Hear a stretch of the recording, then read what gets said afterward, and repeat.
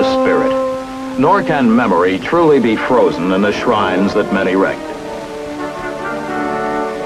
But in granite and marble, in fieldstone and clay and bronze, we symbolize our desire to preserve what is enduringly valuable in our lives and in our honored history, to remind ourselves of what men have been willing to do and be and give for liberty. The American soldier is so honored, and always has been. In this tomb at Arlington lie the bodies of the unknowns of World War I.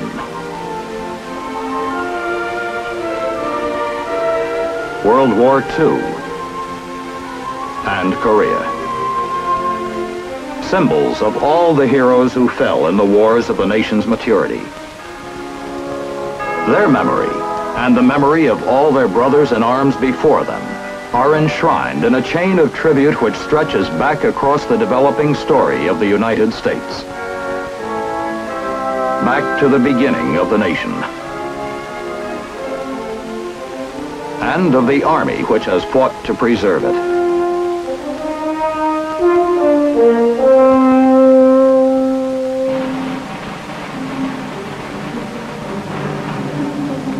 These were the first, the embattled farmers, as the poet Emerson called them. At Concord Bridge, they fired the shot heard round the world. They began their adventure as a group of individuals united at first only by something intangible in the emerging American spirit, a sense of the importance of independence, a belief that a man should have something to say about his own affairs. The Continental Congress gave their struggle a direction that was breathtaking in its audacity and sweeping in its vision of man's rights. Not mere rebellion, the creation of a new and uniquely free nation.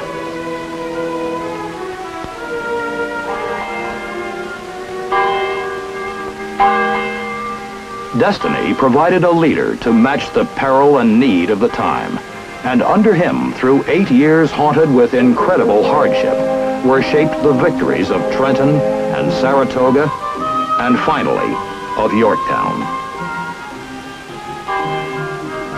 The dream of American liberty at last took life.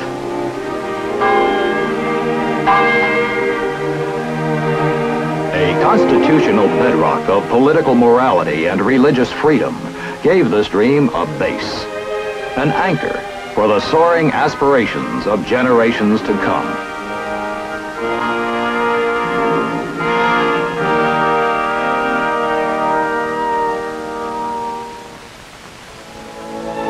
The acquisition of vast new lands through the Louisiana Purchase provided room for a period of vigorous growth. The people used the peaceful years to settle new territories. But before the nation was 30 years old, war came again. The War of 1812. In this conflict with the British, the central issue was the rights of American seamen, and the war was primarily a naval one. The Battle of New Orleans was the only important action by ground forces in this war, and it was actually fought after the war was officially over.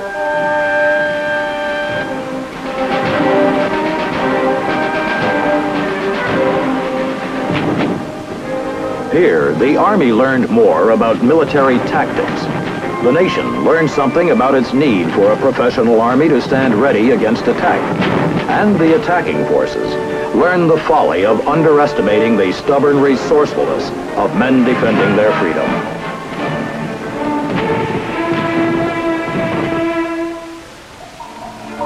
Now there followed nearly half a century of expansion as the nation's frontier was pushed ever farther and farther westward.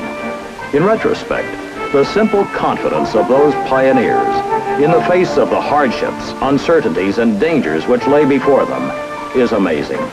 And their achievement, a lasting and inspiring heritage.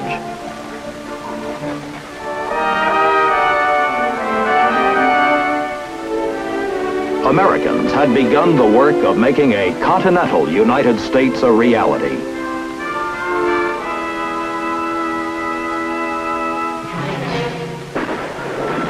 Now Texas wrote a preface to the next chapter in America's history, and a mission compound whose name might otherwise have become merely an obscure historical footnote became a synonym for endurance and heroism. This was the Alamo. Texas won its independence after a long and bloody struggle, during which a band of 187 Americans met death and won enduring fame at the Alamo.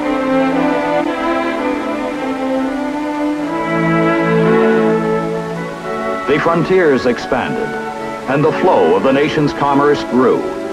The midpoint of the 19th century was reached and passed in peace.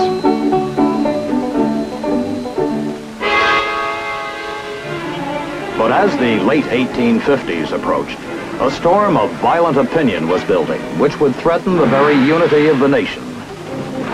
The most tragic of all wars, that of brother against brother, was forced upon the nation. Soldiers of both sides went into battle secure in the belief in their cause. The Confederate soldier had behind him the unified effort of a culture that was actually a way of life. He also had a superb military organization.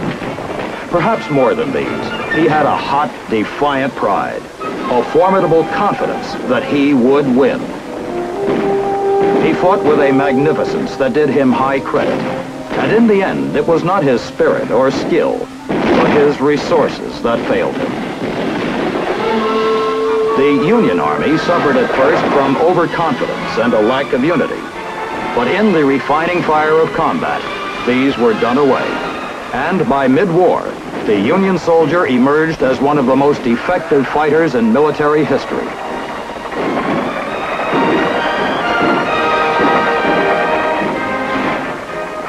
This war was many things. It was the first modern war in terms of weaponry, transport, technology. It was a war of spectacular plans, brilliant in their execution. Its campaigns still provide lessons for students of tactics.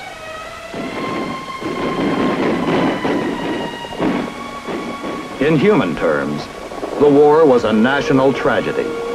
Viewed historically, it preserved the nation.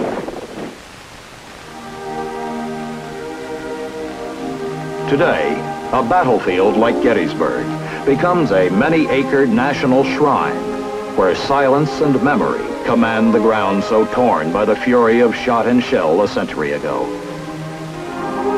Where living men fought and suffered, bronze and stone now stand, sentinels of a nation's conscience, telling over and over for every succeeding age how dearly bought is the unity which makes this nation one and indivisible. And at Arlington, a memorial to the Civil War dead expresses what might be said of all American soldiers of every war. Not for fame or reward, not for place or rank, not lured by ambition or goaded by necessity, but in simple obedience to duty as they understood it. These men suffered all, sacrificed all, dared all, and died. America's advancement, once again made secure through the courage and sacrifice of her fighting men, stretched into the West and into the future with limitless promise.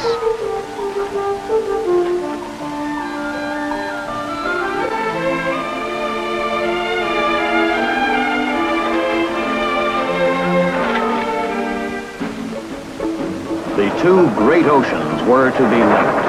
The continent was to become one great nation in geographical as well as philosophical fact. The great reach westward was met by the West reaching eastward.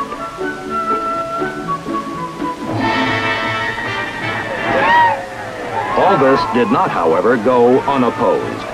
The Indian, who had resisted the settlement of the new continent from the beginning, had grown bold and powerful while the nation was absorbed in its struggles for the Union.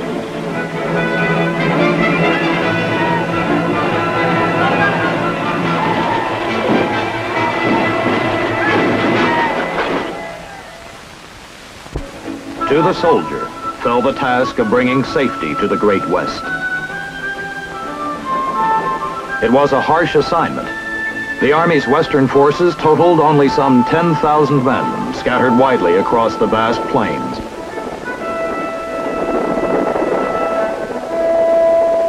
This 10,000 faced an enemy which numbered 250,000.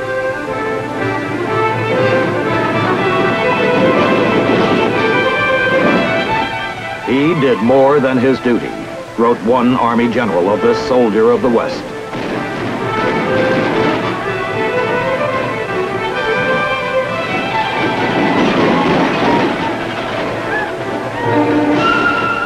He did more than his duty, and in the doing, he wrote a page of history which will be read and thrilled to so long as men prize courage.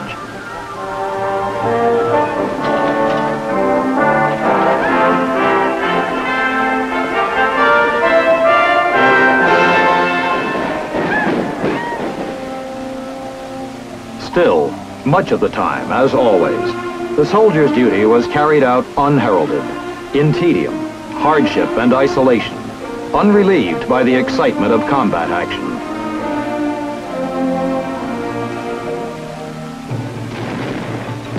Under vast skies, he did a vast job. By the end of the 19th century, the West and the internal security of the entire country were stabilized.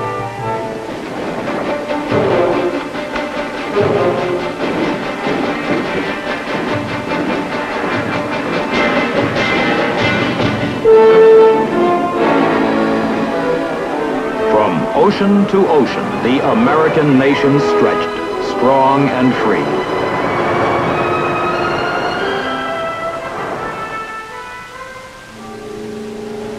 But just beyond the nation's borders, new fires were kindling. In the summer of 1898, the USS Maine was blown up in Havana Harbor. Now the American soldier fought to help Cuba gain her independence from Spain. And again, he prevailed.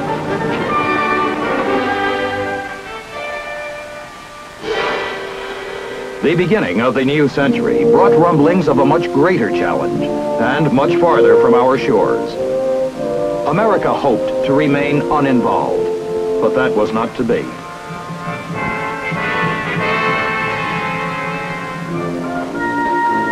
The doughboy went into his first European combat experience full of confidence and idealism. He was determined to save the world for democracy.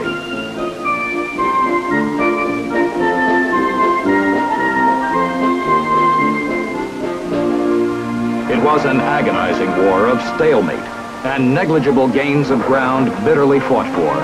A war of trenches and barbed wire cutting across the heart of France.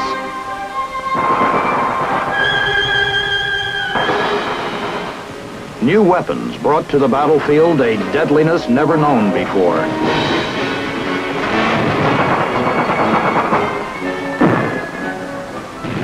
He fought well through the Holocaust of Cantigny, Château-Thierry, Belleau Wood, the Marne, the Argonne Forest. Steadily, stubbornly, he made his way across the torn and bloody ground.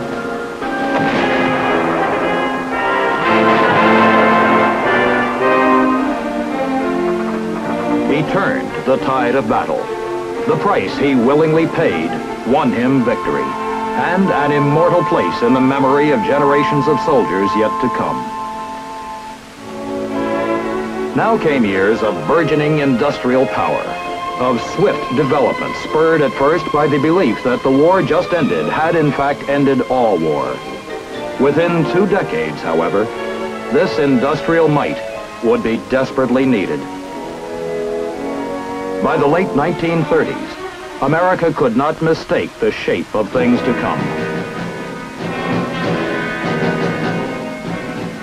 Knowing time might be short, the nation began to mobilize. Around a small nucleus of trained professionals, a mighty fighting force had to be built. A force that would use combat skills that were new and untried in battle so far as American troops were concerned. The enemy had shown the effectiveness of such modern skills all too clearly in Europe.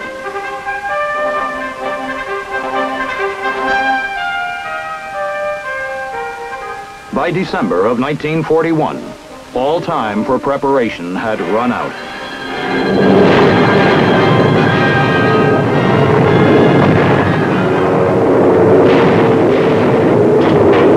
With what there was left, of what she had ready, America fought back.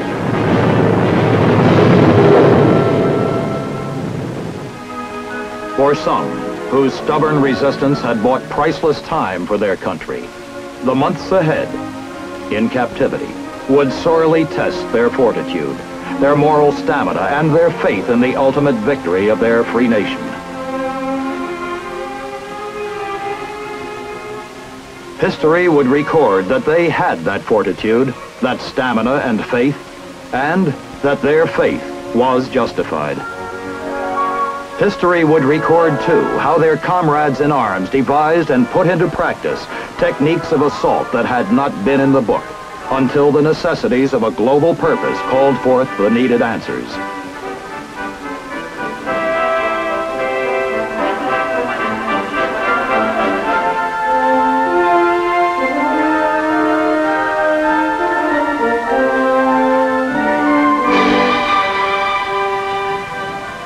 The massed amphibious assault, first perfected in the Pacific and in Italy, would be put to use later in the greatest landing ever attempted in the history of man.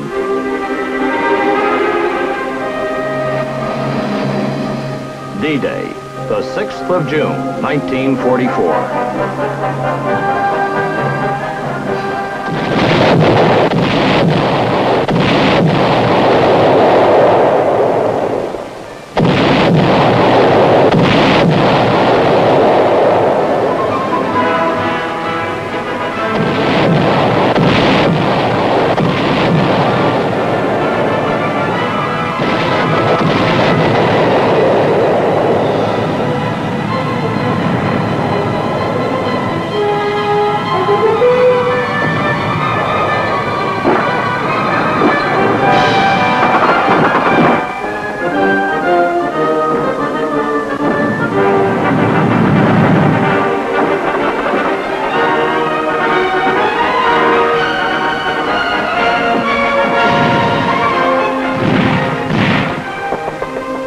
The task which had been set for them came perilously close to being impossible.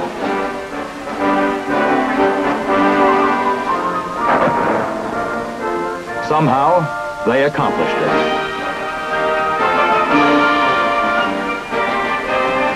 They established a massive beachhead and turned their faces and their weapons inward upon the enemy's heartland.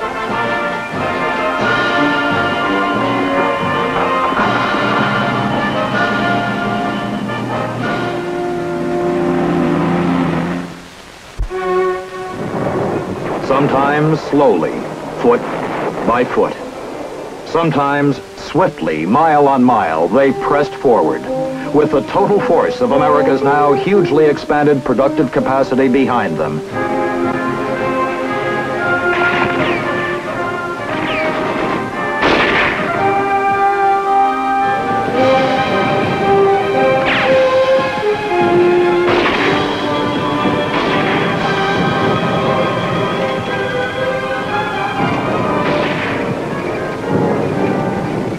Finally, it became manifest that nothing was going to stop them.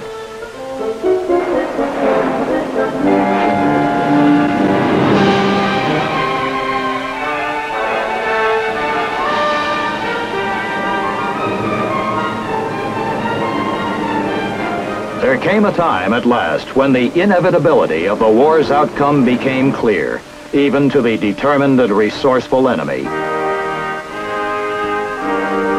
America's industrial might, her capacity for production were still growing. The enemy's was growing less with every passing day. Now the long and bitter time of fighting in Europe was over, and all attention turned to the Pacific.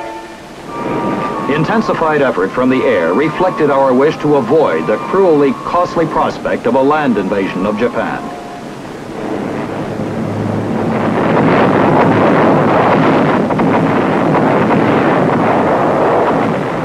A new era began the morning a single bomber, instead of the usual hundreds, delivered an ultimatum.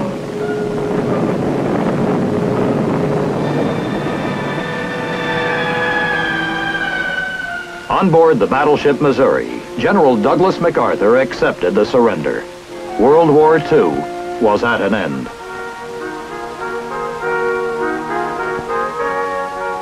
Hundreds of thousands came home.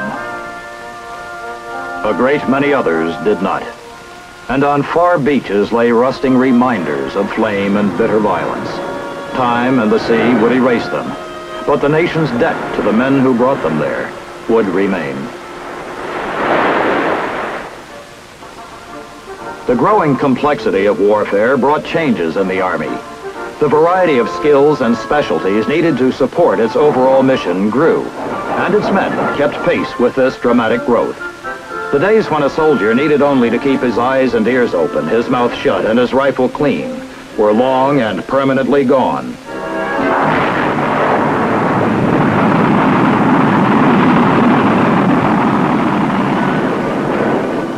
Nevertheless, the prime mission of the soldier, to be ready to deliver swift and effective force against any threat to his nation's security, remained, and his readiness to meet any new challenge was kept sharp.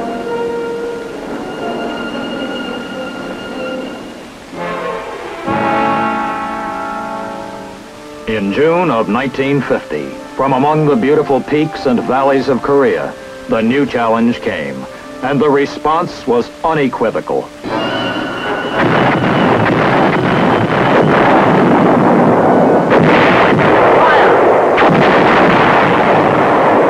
At the start, there were not enough of them, a familiar situation. But they used what they had to good effect. They kept victory beyond the grasp of the aggressors while reinforcements rallied.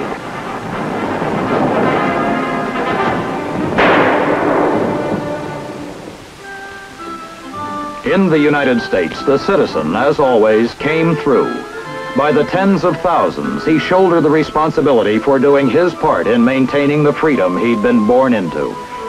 He did himself and the nation proud service when the need arose.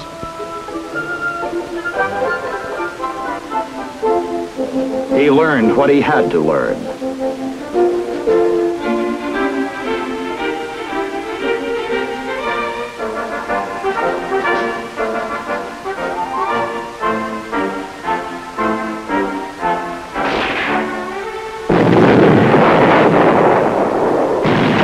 He mastered the bewildering swiftness of the change from civilian to soldier.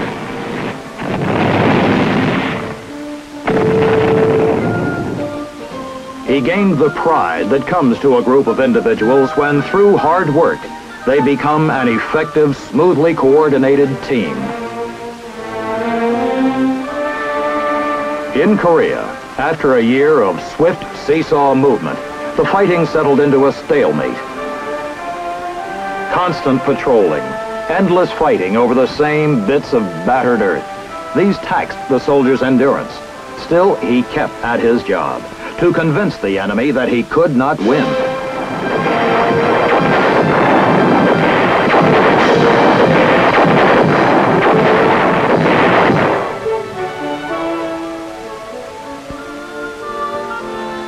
In the end, he made his point, that armed aggression against free men would be met and thwarted wherever and whenever it might appear.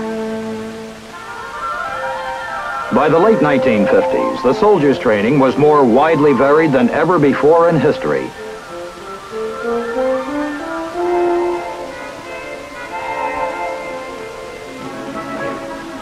He learned to be at home in the steaming jungle. He mastered the equipment, the tactics, the specialized techniques required for combat in the Arctic snow. He swallowed the dust and endured the heat of desert operations where the temperature was 115 in the shade and there was no shame. He worked with weapons which were ever more powerful, more complex, more varied and effective. His firepower had become impressive indeed.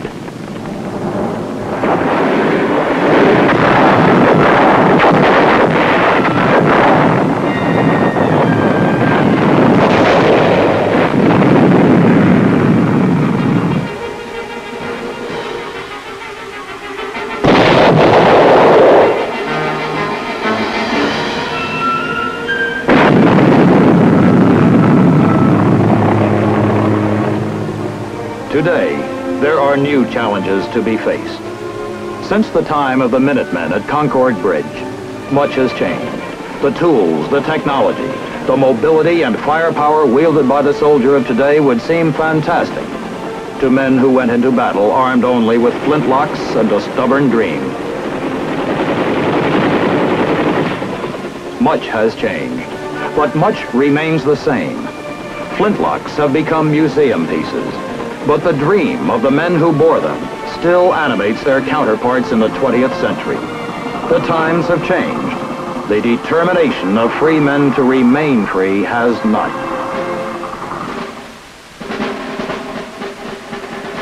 Today, as in the beginning, the high intent of a nation depends for its chance of fulfillment upon the man who is ready to give whatever may be needed. The soldier.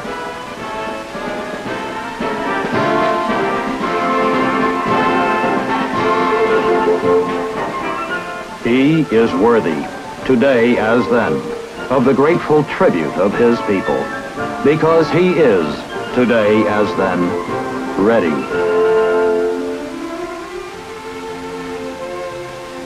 Ready to redeem in full measure the pledge which echoes and re-echoes throughout the soldier's heritage. For freedom, our lives, our fortunes, and our sacred honor.